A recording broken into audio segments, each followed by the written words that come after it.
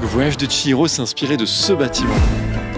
100 architecture japonaise en 100 jours, jour 46. Aujourd'hui, on est à Matsuyama, au plus vieux bain thermo du Japon, Dogo Onsen. Ce grand pavillon en bois date de 1894, mais la source chaude est utilisée depuis environ 3000 ans. On peut voir que c'est un enchevêtrement de toitures, de petits pavillons reliés les uns aux autres, avec des grandes vérandas qui font tout le tour. À l'intérieur, le bâtiment n'a quasiment pas bougé depuis plus d'un siècle.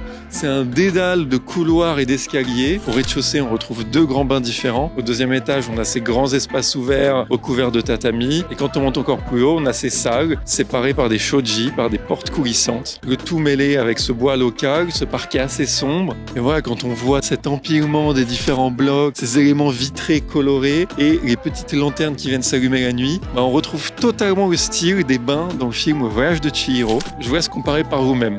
Et au 19e siècle, ils ont construit toute une aile, le Yushinden, réservé à l'empereur et sa famille pour quand ils viennent ici. Je suis toujours surpris à quel point ils arrivent à préserver leurs traditions et les choses d'une certaine manière ne bougent pas malgré les siècles, malgré les millénaires.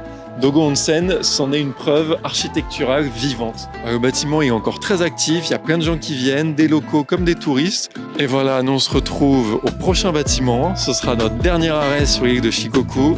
Ciao!